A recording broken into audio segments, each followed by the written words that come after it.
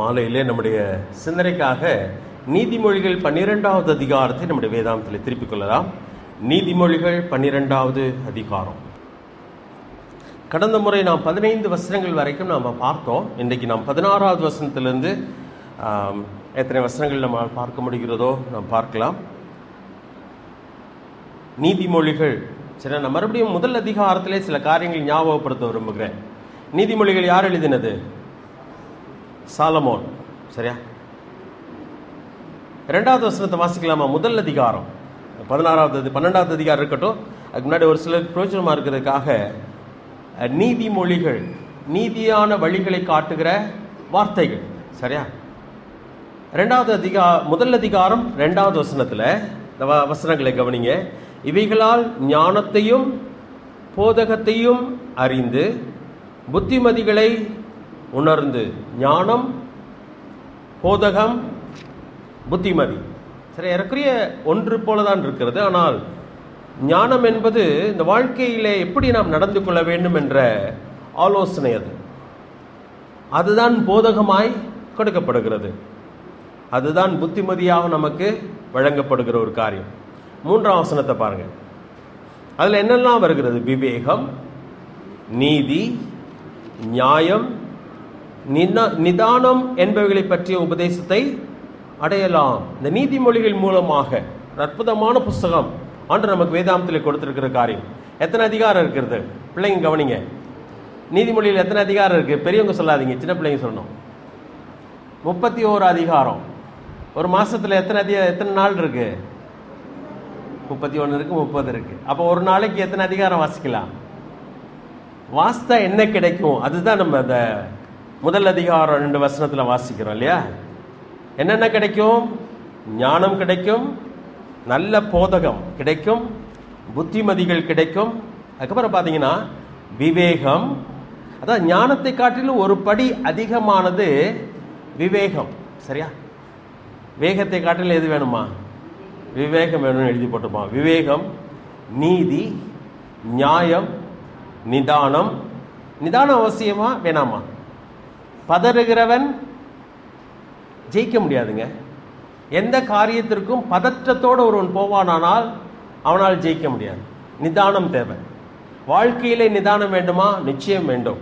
அப்ப ஆலோசனை கிடைக்கிறது, ஞானம் கிடைக்கிறது, விவேகம், நீதி, நியாயம் கிடைக்கிறது. அதோட கூட எதையும் கிடைக்கிறதாம்? நிதானம். நிதானம் யார் கொடுக்க முடியும் சொன்னா, தேவன் என்னோட கூட இருக்கிறார், நான் செய்கிறதை அறிந்து செய்யும் பொழுது எனக்கு நிதானம் உண்டு. என்ன நடக்குமோ ஏது நடக்குமோன்ற தெரியாமல் செயல்படுகிறவன் என்ன பண்ணுவான்? பதறுகிறவனாக இருப்பான். சரியா? 4வது வசனத்தை வாசிக்கலாம். பிள்ளைங்க நல்லா கவனிங்க. சரியா? இவைகள் பேதைகளுக்கு வினாவையும் வாலிபருக்கு அறிவையும் விவேகத்தையும் கொடுக்கும். பேதைகள் யாரு? நான் பலமுறை உங்களுக்கு சொல்லியிருக்கேன். பேதை, அப்புறம் பேதை ஞானிக்கு எதிர்ப்பதன் தான் பேதை. பேதை யாருன்னா நெடுக போய் தண்டிக்கப்படுவான். அடுத்து என்ன நடக்கிறது என்பதை அறியாத ஒரு மனுஷன். யார் சொன்னாலும் அதை பின்பற்றுவான். இதனால என்ன நடக்கும், இதனால என்ன விளைவு வரும்லாம் தெரியாது. ஐயோ எனக்கு தெரியவே தெரியாதே என்று சொல்லி கடைசியிலே சொல்லுகிறவன் தான் பேதை. பேதைக்கு என்ன கிடைக்குமா? வினா. எந்த காரியத்தை அவன் கேள்வி கேட்டு செய்கிறவனா இருப்பான். அது அறிவு. வாலிபருக்கு அறிவையும் விவேகத்தையும் கொடுக்கும். 5ஆம் வசனத்தில் பாருங்க. புத்திமான், பேதைக்கு மட்டும் கிடையாது, புத்திமானுக்கு இது பிரயோஜனமானது. புத்திமான் இவைகளை கேட்டு அறிவில் தேர்வான். விவேகி நல்ல ஆலோசனையை அடைந்து சொல்லி வாசி. அப்ப யாருக்கெல்லாம் பிரயோஜனம்? அதுல பேதைகளுக்கு பிரயோஜனம், வாலிபருக்கு பிரயோஜனம், ஏற்கனவே புத்திமானா இருக்கிறவனுக்கும் பிரயோஜனம், விவேகம் உள்ளவனுக்கும் அது என்ன பிரயோஜனம். நீதிமொழி ரொம்ப அற்புதமான ஒரு காரியம். சரி, இன்றைக்கு நம்ம 12வது அதிகாரத்துக்கு வந்துடலாம். 12வது அதிகாரத்தில் நம்ம பார்க்க போகிற சில வசனங்களை சுருக்கமாக தான் பார்க்க போகிறோம். அது நமக்கு பிரயோஜனமாக இருக்கும் என்று சொல்லி நம்புகிறேன். 12வது அதிகாரம் 16வது வசனம் வாசிக்கிறேன். மூடனுடைய கோபம் சீக்கிரத்தில் வெளிப்படும், லட்சையை மூடுகிறவனோ விவேகி என்று சொல்லப்படுறது. சரியா? மூடனுடைய கோபம் சீக்கிரத்தில் வெளிப்படும். அதாவது சீக்கிரமாய் ஒருவன் கோபப்படுவானானால் அவன் யாருன்னு சொல்லி வேதம் சொல்கிறது? மூடன். அதாவது ரவுடி எல்லாம் பார்த்தீங்கன்னா, ஏங்க நடு ரோட்டில் நிற்கிறீங்க, கொஞ்சம் ஓரத்தில் நில்லுங்களே சொன்னாக்க ஏய் அப்படின்னு அவர் தான் கோவம் நிறையா வருமா. அவர் தான் யாருன்னு உலகம் நினைக்குது? வீரன். அவர் தான் பலசாலி. ஆனால் வேதம் அவனை பார்த்து என்ன சொல்லுது? அவசரப்பட்டு கோபப்படுகிறவனை மூடன் என்று சொல்லுகிறது. அதுக்கு நேர் எதிராக நம்ம வரும் பொழுது லட்சையை மூடுகிறவனோ விவேகின்னு சொல்லப்படுகிறது. சரி, அதை நம்ம அப்புறமா பார்க்கலாம். சரியா? கோபம் என்பதை நம்ம பார்க்கணும். நான் பல முறை சொல்லியிருக்கிறேன், கோபம் பாவமா பாவம் இல்லையா? பாவம் பாவம் கிடையாது. இங்கிட்டு பாவம்னு சொல்றாங்க. ஏசாமி கோபப்பட்டிருக்கிறாரா? கோபப்படலையா? பட்டிருக்கிறார். அப்ப அவரும் பாவம் செஞ்சிருக்கிறார். அப்படியா? கோபம் பாவம் அல்ல. சரியா? கோபம் பாவம் அல்ல. கோபம் ஒரு குணம் அல்லது என் உணர்வின் ஒரு வெளிப்பாடு. நான் ஏற்கனவே சொன்னேன் இல்லையா, ஆதியா 3வது அதிகாரத்தில் பார்த்தீங்கன்னா, ஆண்டவர் உண்டாக்கின அநேக ஜீவ ஜந்துக்களிலே சர்ப்பமானது எப்படிப்பட்டதா இருந்ததாம்? ஆதியா 3வது அதிகாரம் 1 வசனத்திலே, தேவனாய கர்த்தர் உண்டாக்கின சகல காட்டு ஜீவன்களை பார்க்கலும் சர்ப்பமானது தந்திரம் உள்ளதா இருந்தது. தந்திரம் பாவமா? பாவம் இல்லையா? இல்ல, பாவம் இல்லை. தந்திரம் ஒரு குணம். சரியா? நரிக்கு எந்த மிருகத்தையும் அடிச்சு சாப்பிடக்கூடிய பலன் அதுக்கு கிடையாது. அதனால என்ன பண்ணுமா, தந்திரமா எங்க உணவு இருக்குன்னு சொல்லி சிங்கத்துக்கு காட்டி கொடுத்துரும். சிங்கம் போய் என்ன பண்ணிடும்? அடிச்சிடும். சிங்கம் சாப்பிட்டு போனோன்னே இது போய் மீதியை சாப்பிட்டு. தந்திரமாவே தான் பொழைக்க தெரியும் அதுக்கு. அதுக்கு என்ன இல்லை? பலன் இல்லை. அதான் தந்திரம் என்பது. இன்னைக்கு தந்திரம் சொன்னாலே அதை ஏமாற்றுவதற்கே பயன்படுத்தப்படுகிறபடினாலே அதை நம்ம என்ன நினைச்சிட்டோம்? பாவம் நினைச்சிட்டோம். அந்த தந்திரம், அதாவது ஆண்டவர் அதனால தான் சொல்கிறார், சர்ப்பத்தை போல் எப்படி இருங்க, புறாவை போல எப்படி இருங்க, கபடற்றவர்களா இருங்க, சர்ப்பத்தை போல வினா உள்ளவர்களா இருங்க. அதாவது அங்க நீங்க என்ன பண்ணீங்கன்னா, அதாவது தந்திரம்னு சொன்னா அது கெட்ட குணம் மட்டும் அல்ல. சரியா?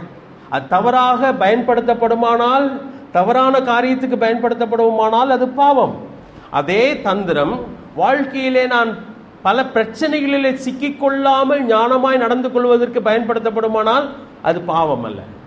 ஒவ்வொரு மிருகத்துக்கும் ஒவ்வொரு குணத்தை ஆண்டவர் கொடுத்திருக்கிறார். பாம்பு பார்த்தீங்கன்னா தந்திரம் உள்ளன்னு சொன்னால் அது ரொம்ப அலர்ட்டாக இருக்கும்.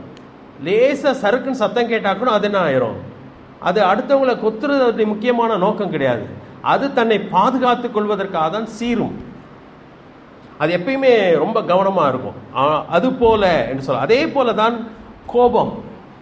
பிள்ளைகள் தப்பு செய்யும்போது குழந்தை கெட்ட வார்த்தை பேசிச்சுன்னு சொன்னால் அப்பா அம்மா கோவப்படணுமா வேண்டாமா? கோவப்படணும்.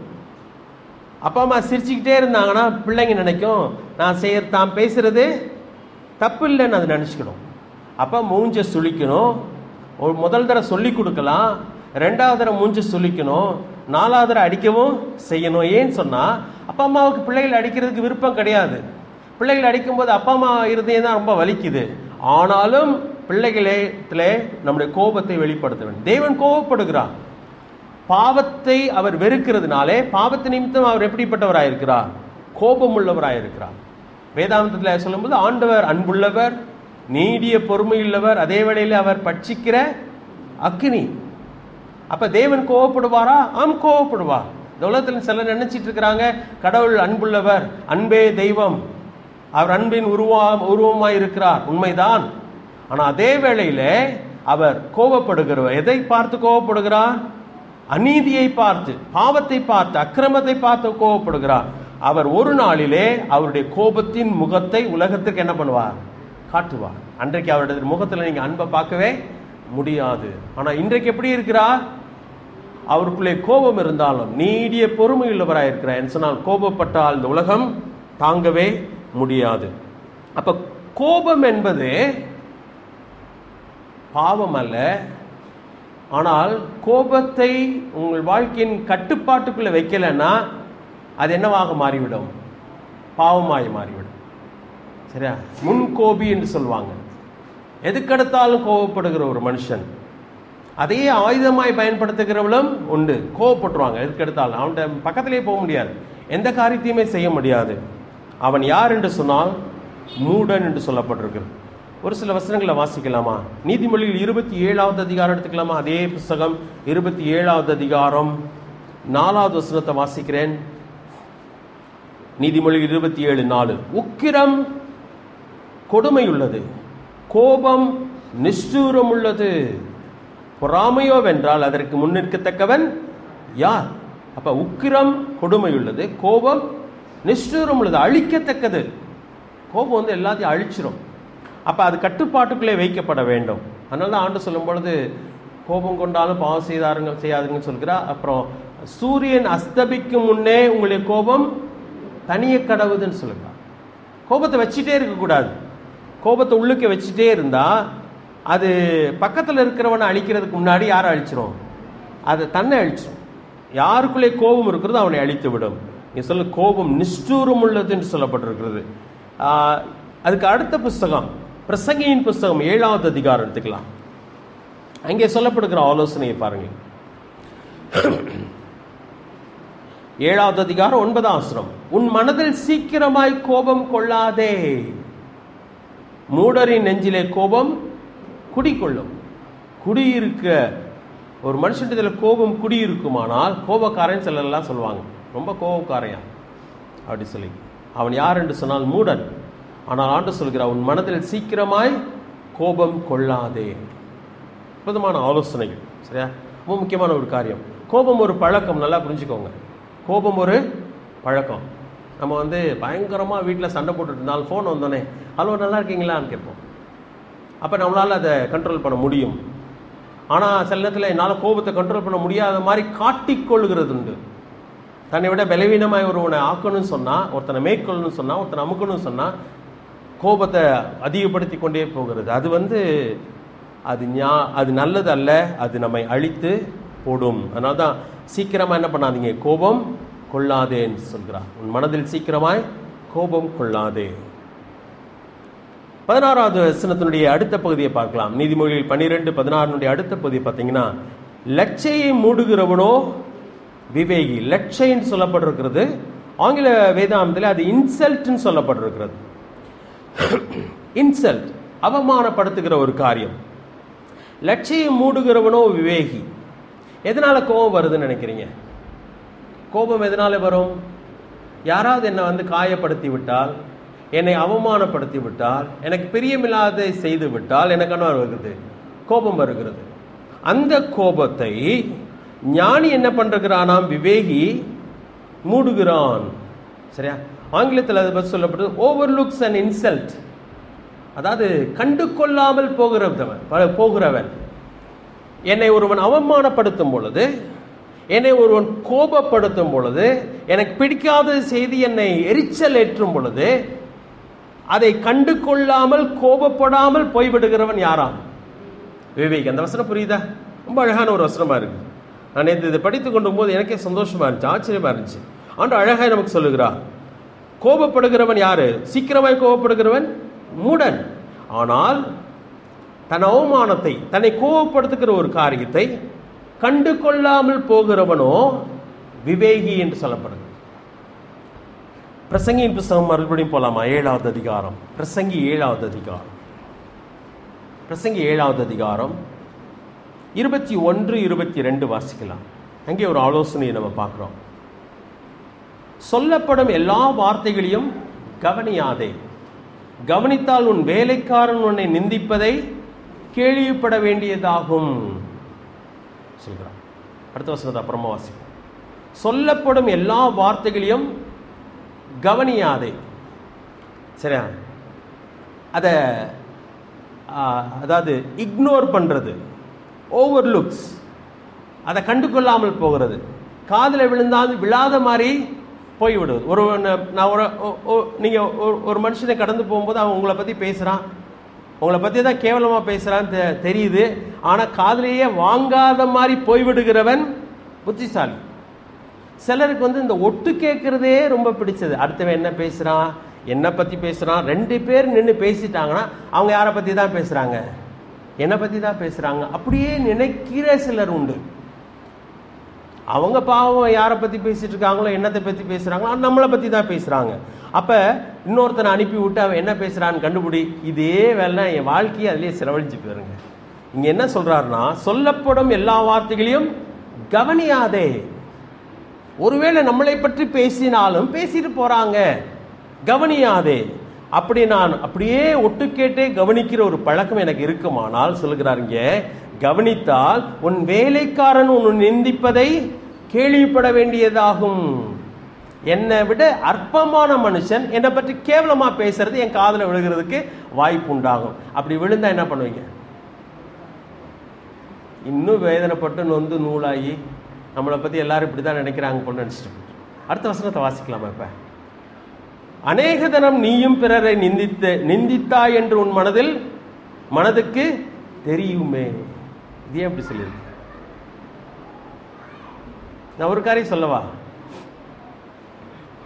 இது ரொம்ப உண்மையான காரியம். 22வது வசனம் சரியா? அநேகந்தரம் நீயும் பிறரை நிந்தித்தாய் என்று உன் மனதிற்கு தெரியுமே. அப்பனா என்னை பத்தி ஒருத்தன் மோசமா பேசுறதுக்கு உரிமை இருக்குதா இல்லையா? யாருமே ஆமான்னு சொல்ல மாட்டீங்களே. இருக்குங்க. அதாவது நான் ஒருவனை பற்றி மோசமாய் பேசுவேன், ஆனால் அது எனக்கு தாங்க பாதிப்பு. சரியா? எனக்கு தான் பாதிப்பு. அப்ப எனக்கு பாதிப்பு வராமல் இருக்க நான் மற்றவனை தூஷிக்க வேண்டிய அவசியம் இல்லை. நல்லா புரிஞ்சுக்கோங்க. ஒருவன் என்னை பற்றி பேசுவானால் அது யாருக்கு தான் பாதிப்பு? அது அவனுக்கு தான் பாதிப்பு. யாருக்கு பாதிப்பு இல்லை? எனக்கு பாதிப்பு இல்லை. அது அவனோட இருக்குது. அது அவன் பிரச்சனை. ஆண்டவர் 21ஆம் வசனத்துல ஆண்டவர் சொல்லுகிற ஆலோசனை என்ன சொன்னா, நீ கவனியாதே. சரி, அதுதான் இந்த நீதிமொழி 12:16 வாசிக்கிறோம்.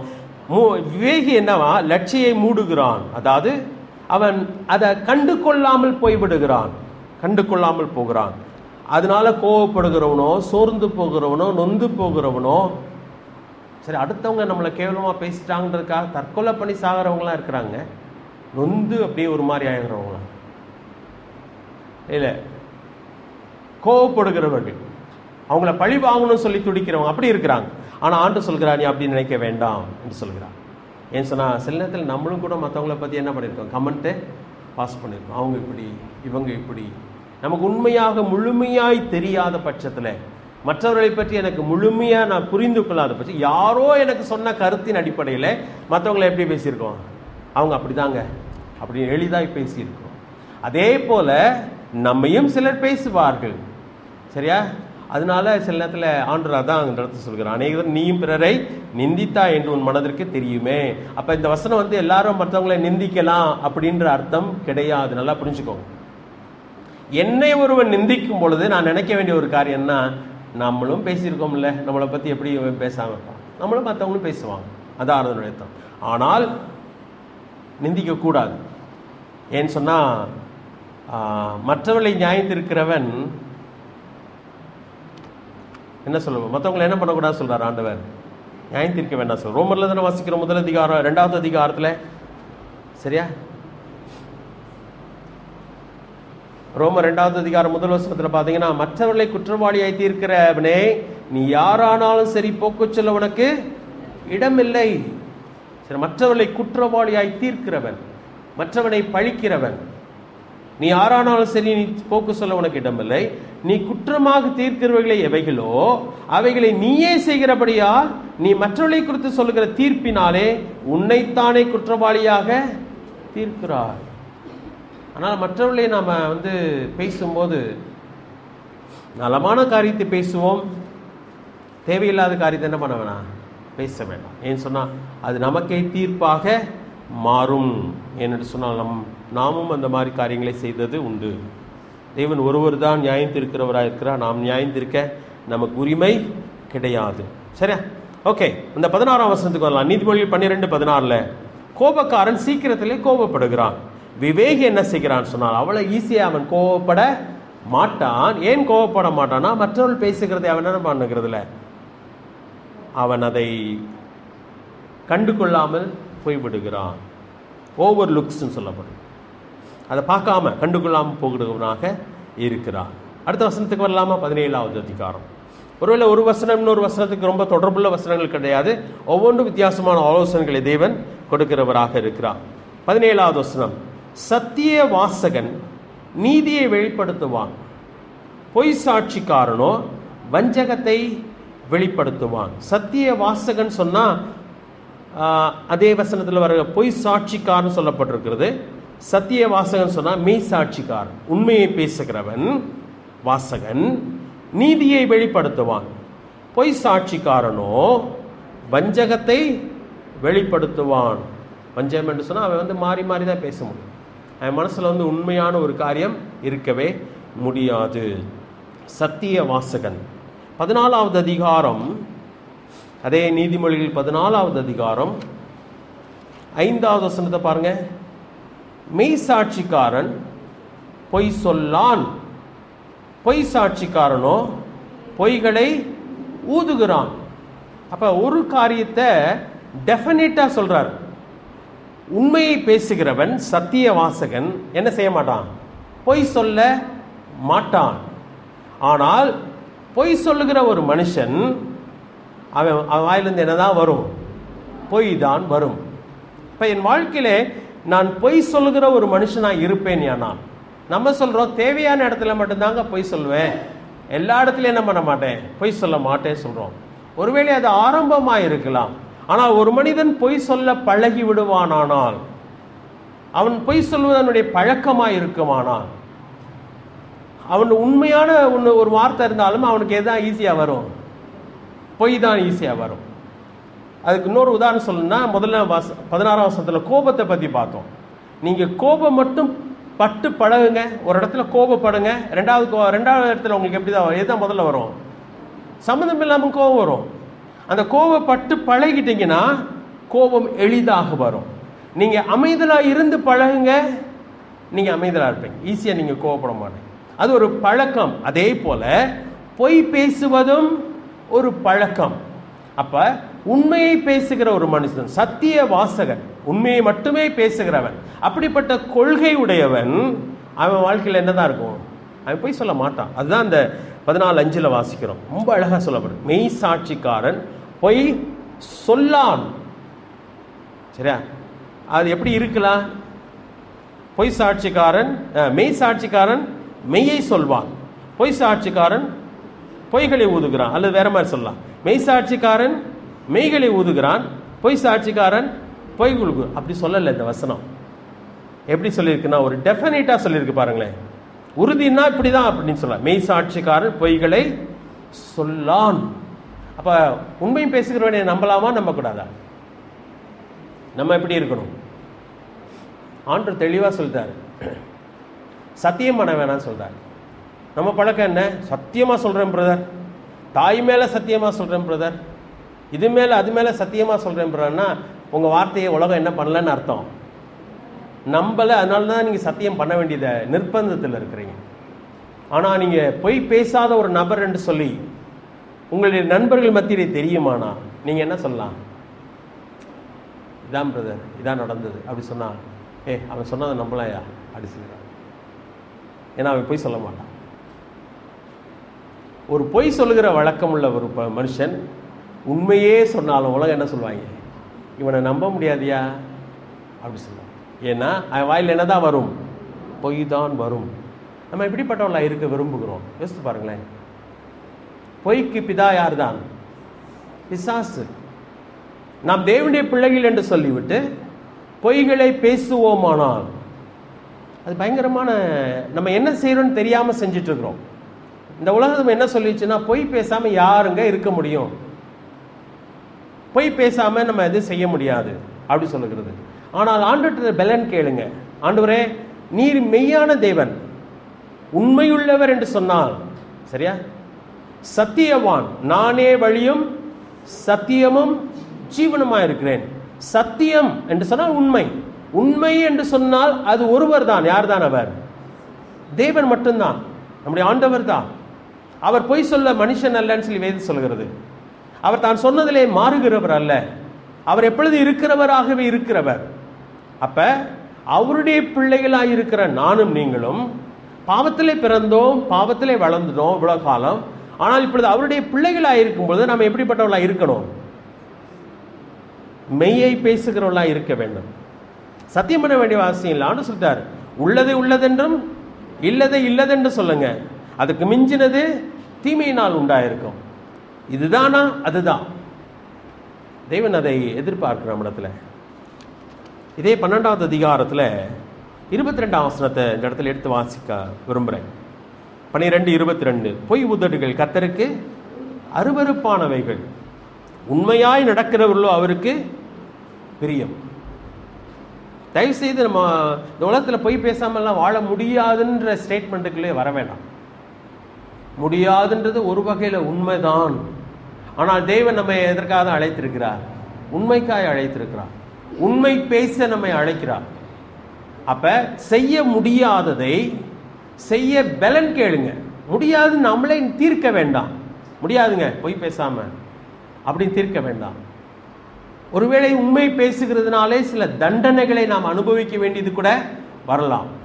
அந்த இடத்துல ஒரு பொய்யை சொல்லியாச்சுன்னா பெரிய பிரச்சனையிலேருந்து நம்மளை காப்பாற்றிக்கலாம். ஒருவேளை அதுவும் உண்மையாக கூட இருக்கலாம். உண்மை பேசினா அந்த உலகம் நம்பாது. வேற ஒன்றும் வேணாம். நீங்கள் டேக்ஸ் கட்டுனேன்னு சொன்னாலும் இந்த உலகம் நம்மளை என்ன பண்ணாது? நம்பாதுங்க. அதாவது பிஸ்னஸ் பார்க்குறவங்கள்ட்ட போய் உண்மையாகவே அந்த என்னது பில்ஸ் எல்லாம் எடுத்து காமிச்சாலும் நீங்கள் ஹிடன் அக்கௌண்ட் ஒன்று வச்சிருப்பீங்க அப்படின்னு தான் சொல்லுங்கள். அவங்க நம்ப மாட்டாங்க. இப்போ உண்மை பேசுகிறவனை உலகம் நம்பல. காரணம் என்ன சொன்னால், உண்மை பேசுகிறவன் இல்லை என்று தான் உலகம் நினைக்கிறது. ஆனால் தேவன் நம்ம எதற்காக தான் அழைக்கிறார்?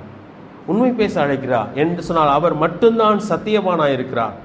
சத்தியவான் என் சத்தம் கேட்கிறான் சொல்கிறார். அதே 17ஆம் வசனத்தில் அந்த வார்த்தை தான் பயன்படுத்தப்பட்டிருக்கு. சத்திய வாசகன். சத்திய வாசகன் நீதியை வெளிப்படுத்துகிறான், உண்மையை வெளிப்படுத்துகிறவனாக இருக்கிறான். பொய் சாட்சிக்காரனோ வஞ்சகத்தை வெளிப்படுத்துவான். யோவான் 18வது அதிகாரம் எடுத்துக்கலாமா? அங்கே ஒரு காரியம் இருக்கிறது. யோவான் 18வது அதிகாரம் 37வது வசனத்தை வாசிக்கலாம். 37வது வசனம். ஏசாமிட்ட பிலாத்து கூட இயேசு கிறிஸ்து பேசும்பொழுது பேசப்படுகிற ஒரு காரியம்.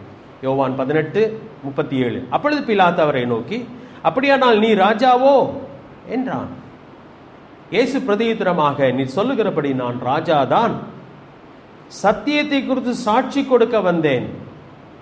சாட்சி கொடுக்க நான் பிறந்தேன். இதற்காகவே இந்த உலகத்தில் வந்தேன். சத்தியவான் எவனும் என் சத்தம் கேட்கிறான் என்றார். அந்த வார்த்தைகளை கவனிங்களே. ராஜாவான் கேட்ட கேள்விக்கு அவர் ராஜான்னு சொல்லி பதில் சொல்லிட்டாரு.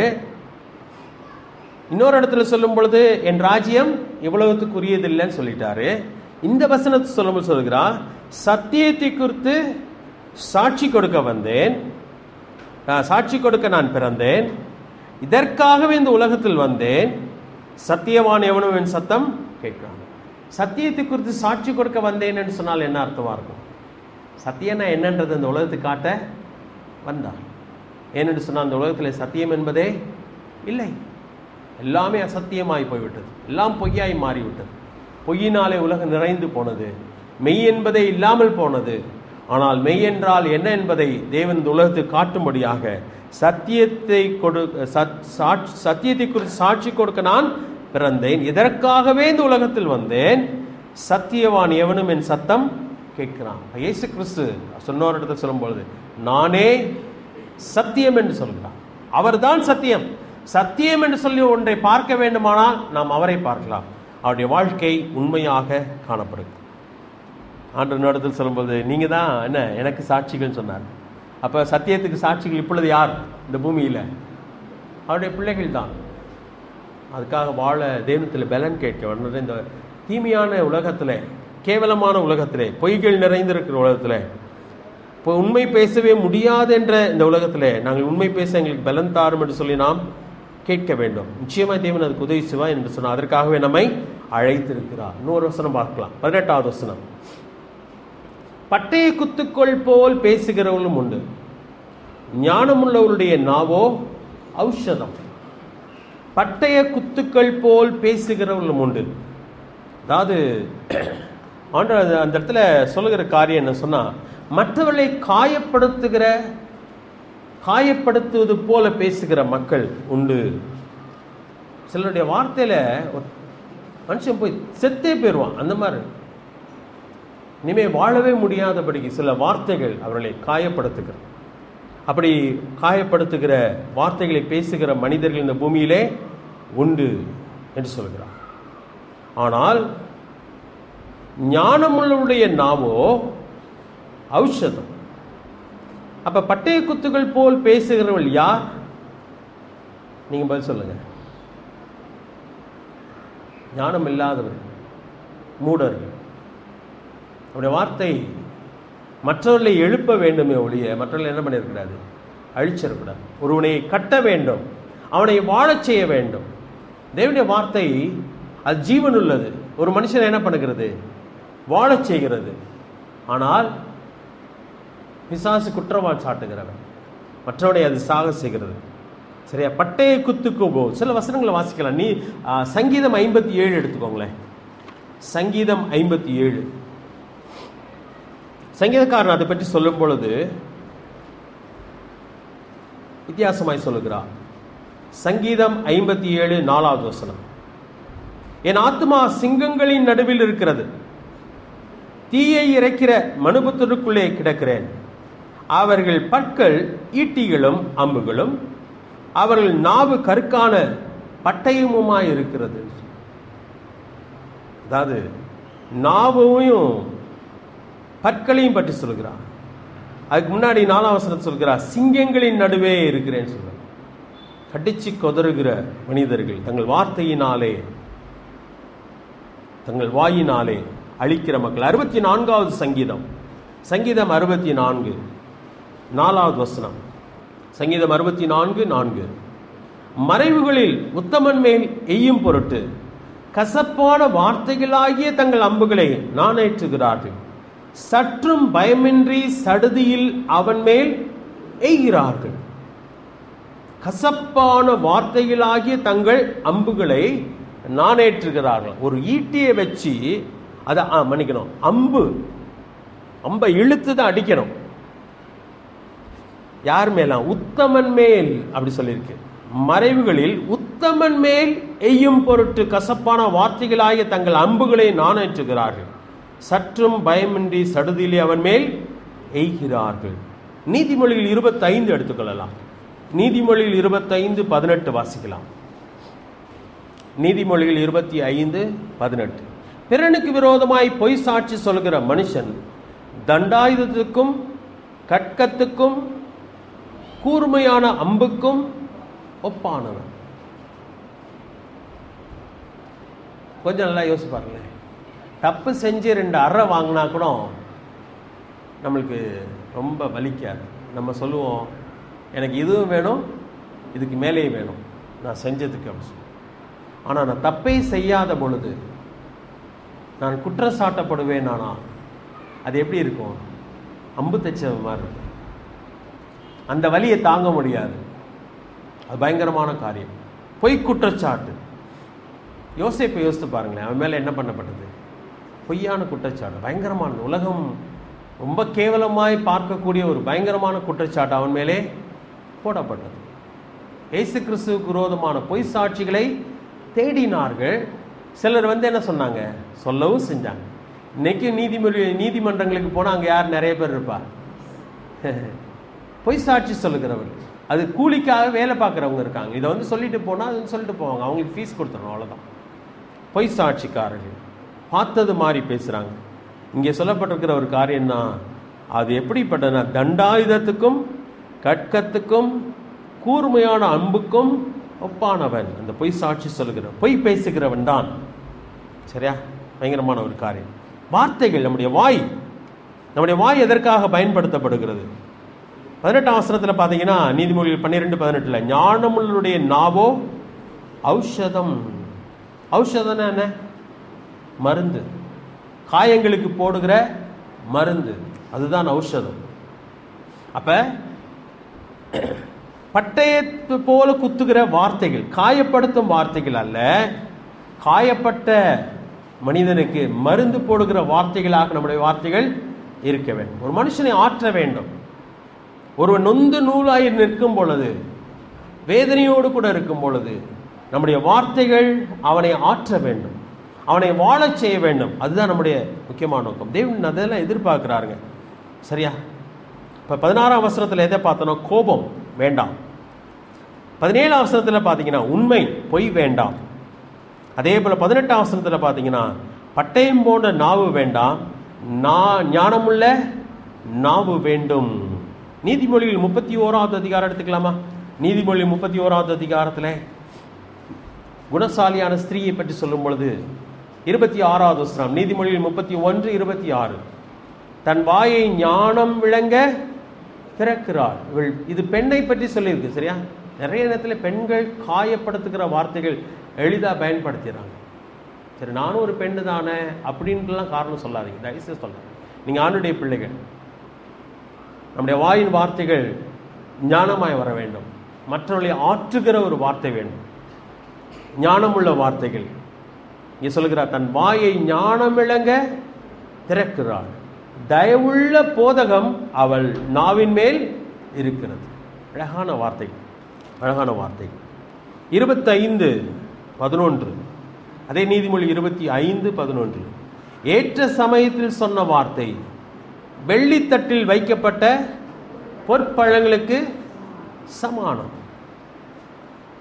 12ஆம் வசனம் 25:12, கேட்க செவிக்கு ஞானமாய் கடிந்து கொண்டு புத்தி சொல்லுகிறவன் பொற்கடுக்கனுக்கும் அபரந்த பூஷணத்திற்கும் சரி.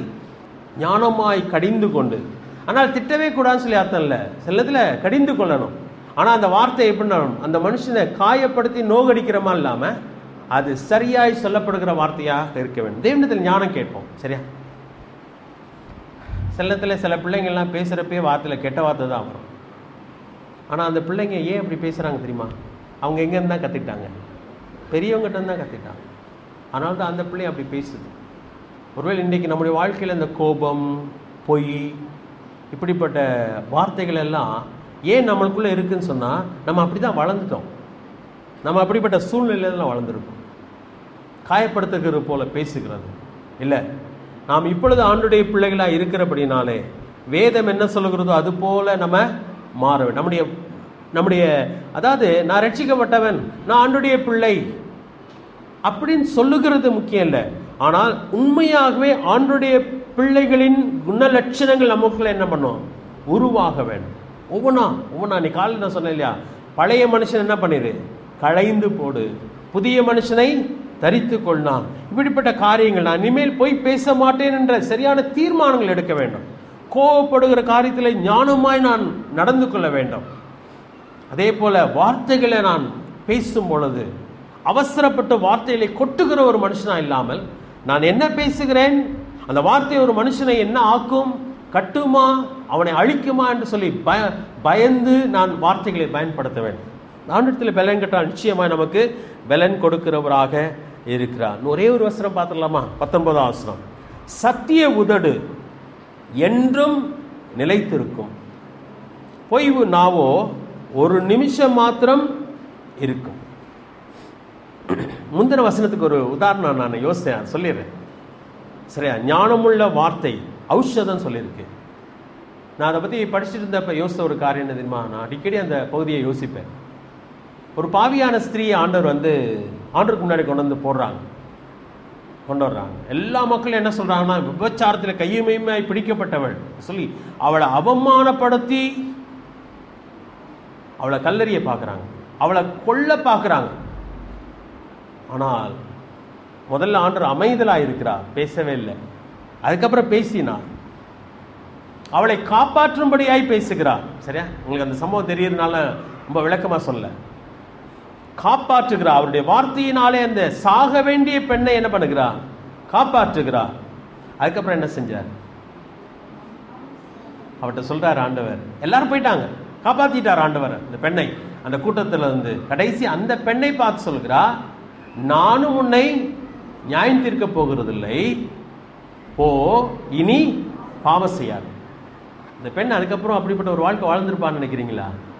சுட்டு போட்டாலும் இனிமே அப்படிப்பட்ட ஒரு வாழ்க்கை வாழ மாட்டோம், வாழ முடியாது அவளாலே. ஏனென்று சொன்னால் அந்த தயவுள்ள வார்த்தை அந்த பெண் அப்படியே தலைகீழாய் மாற்றி போட்டிருக்கும். ஆண்டவர் ஒருவர் தான் அந்த பெண்ணை நியாயம் தீர்த்திருக்கலாம். ஏன்னா பாவம் செய்யாத ஒருவர் தான் அவர் மட்டும்தான், அவர் மட்டும் கல்லறிந்திருக்கலாம். ஆனால் அவர் சொல்றாரு, இல்லை நான் அதுக்காக வரல, கல்லறிவதற்காக வரவில்லை, நியாயம் தீர்க்க வரவில்லை, உலகத்தை ரட்சிக்கவே வந்தேன்னு சொன்ன தேவன் சொல்கிறா, நீ போ, இனி பாவம் செய்யாது. என்ன அழகான ஒரு வார்த்தை இல்லை? நமக்கு பழக வேண்டும், நம்ம அப்படி நம்முடைய வாழ்க்கையில பழக வேண்டும். வார்த்தையில் சிலத்துல புருஷன் மனைவிக்குள்ள கூட வார்த்தைகள், சிலத்துல கடுமையான வார்த்தைகள். உன்னை கட்டினதுக்கு அப்படிலாம் வார்த்தை. பிள்ளைகிட்ட பார்த்தீங்கன்னா உன்னை பெத்ததுக்கு அம்மிக்கல்ல பெற்றிருக்கலாம், இல்லை கழுத, எருமை, மண்டு, இல்லை அது வந்து நம்ம ரொம்ப கேஷுவலாக நினச்சிக்கிறோங்க. சில பிள்ளைங்களை பற்றி வீட்டில் அப்பா அம்மா என்ன சொல்லலாம், உன்னை வந்து நான் ஒன்றும் பெறலை, நான் இது தவுட்டுக்கு தான் வாங்கினேன். அந்த பிள்ளை என்ன நினச்சிக்கணும், நம்ம அப்புறம் உண்மையாகவே இந்த வீட்டு பிள்ளை இல்லையோ, நம்ம அதுக்கு தன்னை குறித்து தான் மரியாதையே போயிடும். ஏன்னா அதுக்கு விவரம் தெரியாத வயசு தானே, சின்ன வயசு தானே. அது தன்னை பற்றி ஒரு இழிவாக நினைக்க ஆரம்பிச்சிடும், வாழ்க்கையில் அப்படியே நொந்து போயிடும். அது பிரயோஜனம் இல்லாத பிள்ளையாக மாறும், நான் வேஸ்ட்டுன்னு நினைக்க ஆரம்பிச்சிடும், மற்றவங்களுக்கு முன்னாடி போய் நிற்கக்கூடிய தைரியத்தை இழந்து போயிடும். பெருமை தப்பு. அதே வேளையில் பெருமிதம் வேணுமா வேணாமா? வேணுங்க. நான் ஒரு மனுஷன், இந்த பூமியில் வாழ்வதற்காக படைக்கப்பட்ட மனுஷன். இன்னும் ஆண்டு சொல்கிறார், நீ என்னுடைய பிள்ளைன்னு சொல்கிறார். ஆண்டு நம்மை பார்த்து சொல்லும் பொழுது பிள்ளைகள் என்று சொல்கிறார். நம்மை பிள்ளைகள் என்று சொல்ல அவர் வெட்கப்படவே இல்லைன்னு சொல்லி வேதம் சொல்கிறது. அவரை நாம் அப்பா பிதாவென்று சொல்லி அழைக்க நமக்கு உரிமை கொடுத்திருக்கிறார். அது எவ்வளவு பெரிய ஒரு கான்ஃபிடன்ஸை கொடுக்க தெரியும் நமக்கு. தேவனுடைய வார்த்தைகள் அப்படிப்பட்டது, நம்மை உயிர்ப்பிக்கும் வார்த்தைகள். ஒவ்வொரு வார்த்தையும் நம்மை அப்படியே தூக்கி விடுகிற வார்த்தைகள். அப்ப நம்முடைய வார்த்தைகள் எப்படிப்பட்டதா இருக்கணும்? அப்படிப்பட்டதா இருக்க வேண்டும். மற்றவனை எழுந்து நிற்க செய்கிற வார்த்தை, உயிர்ப்பிக்கும் வார்த்தைகளாக அது இருக்க வேண்டும். 19ஆம் வசனத்தை விரைவான சொல்லிட்டு முடிச்சுறேன். சத்திய உதடு, இது 17ஆம் வசனத்தோடு கூட சம்பந்தப்பட்ட ஒன்று. உண்மையான உதடு என்றும் நிலைத்திருக்கும், பொய் நாவோ ஒரு நிமிஷம் மாத்திரம் இருக்கும். பொய் பேசினாதாயா வாழ முடியும். எவ்வளவு கான்ட்ராஸ்டா இருக்குல்ல. உலகம் சொல்றது வந்து பொய் பேசினாதான் இந்த உலகத்துல வாழ முடியும், கவனிங்க. ஆனா வேதம் சொல்கிறது பொய் பேசினா எவ்வளவு நேரம் தான் வாழலாமா? ஒரு நிமிஷம் தான் வாழ முடியும். உலகம் கண்டுபிடிச்சிருங்க, நீங்க அதுக்கப்புறம் உண்மை பேசி பாருங்க, உலகம் நம்பாது. ஆனால் சத்திய உதடு என்றும் நிலைத்திருக்கும். நீங்க உண்மை பேசி பாருங்க, உங்க வார்த்தையை உலகம் நம்புவது என்பது மட்டுமல்ல, உங்கள் வாழ்க்கை நிலைத்திருக்கும். ஏனென்று சொன்னால் உண்மை மட்டும்தான் நிலைத்திருக்க போகிற ஒன்று. தேவன் அதான் எதிர்பார்க்க நம்மிடத்துல. நம்ம எப்படிப்பட்டவர்களாக இருக்க வேண்டும் சொன்னால், உண்மையுள்ள மனிதர்கள், உண்மையை பேசுகிற மனிதர்களாக நானும் நீங்களும் இருக்க வேண்டும். தேவன் அதை எதிர்பார்க்கிறார். பொய் பேசினா வாழ்ந்துடலாம் அப்படிலாம் நினைக்காதீங்க. அதாவது துன்மார்க்கமாய் பொருளை சேர்க்கிறவன், அவனை பற்றி வேதம் என்ன சொல்லுது? முட்டையிட்டு அவயம் காத்து குஞ்சு பொறிக்காமல் போகிற கௌதாரிக்கு ஒப்பாய் இருக்கிறான். முட்டையிட்டுருச்சிங்க, கோழியே வச்சுக்கோங்க, கௌதாரியை நம்மளுக்கு என்னன்னு தெரியல, சரியா? கோழி வந்து முட்டையிட்டுருச்சு. எத்தனை முட்டையிடும்? 15 முட்டையிட்டுருச்சு. 21 நாள் அடை காத்துருச்சு. இங்கே இப்போ இருக்கிற பிள்ளைகளுக்கு அதெல்லாம் தெரியாதுன்னு நினைக்கிறேன், 21 நாள் அடை காக்கிறதுலாம். சரியா? 21 நாள் அடையும் காத்தாச்சு. அதுக்கப்புறம் குஞ்சே பொறிக்கல. அந்த முட்டையெல்லாம் எடுத்து பொறிச்சு சாப்பிடலாம்ல. அதுக்கு பேர் என்ன? அந்த முட்டைக்கு பேர் கூமுட்டை. அதுக்கு பேரே கூமுட்டை தாங்க. அந்த முட்டை வேஸ்ட்டுங்க. அப்போ அதுக்கப்புறம் அந்த முட்டையுடைய வேல்யூவே அது இழந்துருது. அதுக்கப்புறம் அது முட்டைன்ட்டே நம்ம சொல்ல மாட்டோம். அப்படிப்பட்ட ஒரு மனுஷனா இருக்கிறான். அந்த வசனத்தை எடுத்துக்கலாமா? எரேமியா 17வது அதிகாரம்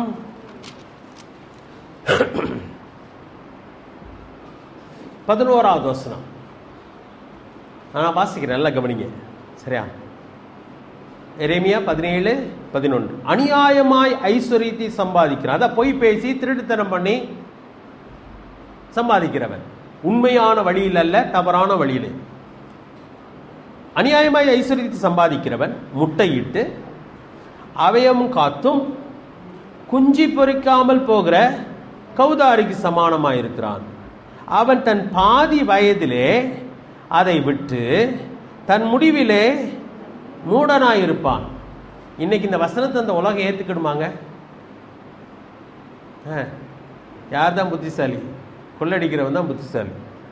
தவறான வழியில் பணத்தை எப்படியா சேர்த்துடுறா, பணம் இருந்துச்சுன்னா என்ன பண்ணிடலாம், வாழ்ந்து விடலாம் என்று சொல்லுகிறது. விசுவாசிகளே அதை தான் நம்புகிறோம். இல்லை, கிடையவே கிடையாது. ஆண்டு தெளிவாக சொல்லிட்டார், உண்மையுள்ள ஒரு மனுஷன் தான் என்ன பண்ணுகிறான், அவன் என்றும் நிலைத்திருக்கிறான். சத்திய உதடு என்றும் நிலைத்திருக்கும், பொய் நாவோ ஒரு நிமிஷம் மாத்திரம் இருக்கும். அதான் உண்மைங்க.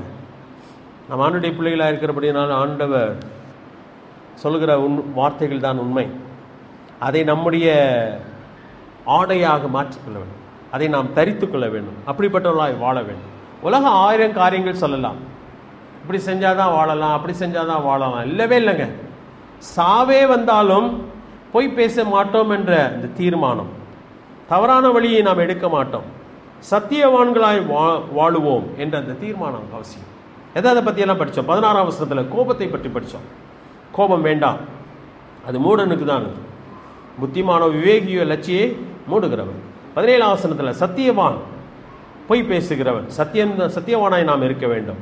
18ஆம் வசனத்தில் பட்டய கருக்கு போல் பேசுகிற மனிதர்கள், அது வேண்டாம். ஞானமுள்ள நாவோ ஔஷதம், மற்றவர்களை குணப்படுத்துகிற வார்த்தைகள்.